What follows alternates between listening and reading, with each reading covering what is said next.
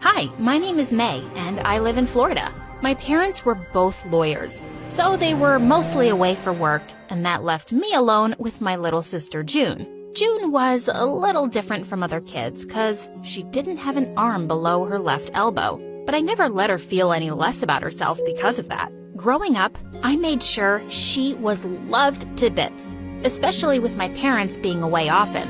I took care of everything, from feeding her, bathing her, to taking her out for rides. But then once when she was 4, Mom took us to the shopping mall. While Mom was in the changing room, another woman with a little kid came there, and the kid started screaming when he saw June.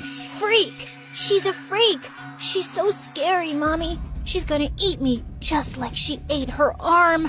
OMG, this kid was frickin' crazy. I immediately tried to hush him so June wasn't scared, but then his mom went all bonkers on me. How dare you lay a hand on him, you crazy girl? My baby is all scared. That made me so mad. That's enough, you ugly lady. There's nothing wrong with my sister, and you people should be the ones to leave because you're morons. Mom rushed us out of there before I made a bigger scene, but June always looked sad after that incident, and that's when I had an idea. I asked Mom and Dad to get a prosthetic arm for June, and they agreed. Oh, wow! This is so cool! Now I look just like you, May! She hugged me tight, and I was the happiest to see her smile. Soon after, she joined her new school, but on the very first day, she came out crying when we went to pick her up. June, what's wrong? What happened? The other kids, they laughed at my arm and made fun of me.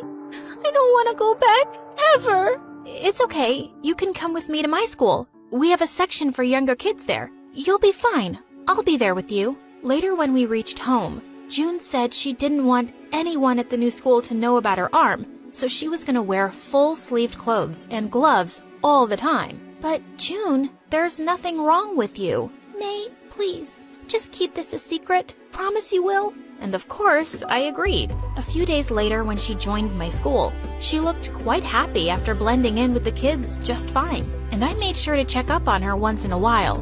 Grades passed by, and then one day, as I was watching her from the window outside her class, I suddenly lost my balance and tripped, but someone caught me just in time. It was my senior, Matt.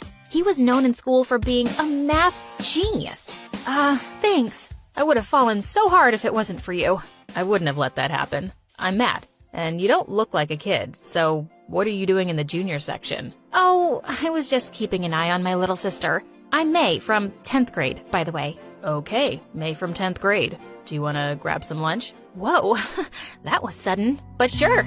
We had lunch together, and I had a really great time talking with him. I was looking forward to it again. But the next day, a senior girl showed up instead of Matt and splashed a full cup of coffee in my face. You witch. This is your last warning. Stay away from my boyfriend or else. Are you crazy? And who's your boyfriend anyway? Oh, don't act so innocent now. I know you're trying to steal Matt away, but I won't let that happen on my watch. Well, you're crazy to think that. We just had lunch once. I don't even know him that well. Oh, and you had lunch with him without knowing him, you witchy gold digger.